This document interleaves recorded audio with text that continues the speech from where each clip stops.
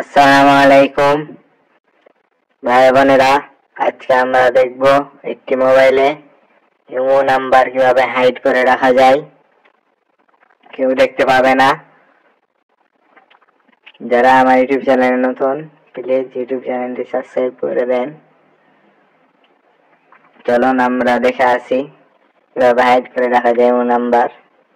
প্রথমে ইমোতে যাব, এরপর উপরে প্রোফাইলে যাব, এরপর সিকিউরিটি প্রাইভেসিতে ক্লিক করব, এরপর নিচে যাব, পাবলিক প্রাইভেসিতে ক্লিক করব, এরপর ইমো আইডিতে ক্লিক করব, মাই কন্টাক্টস লেখা থাকবে ওখানে। এরপর আমরা নো বডিতে ক্লিক করব, তাহলে আমাদের ইমো নাম্বার হাইড হয়ে যাবে, আর কেউ দেখতে পাবে না।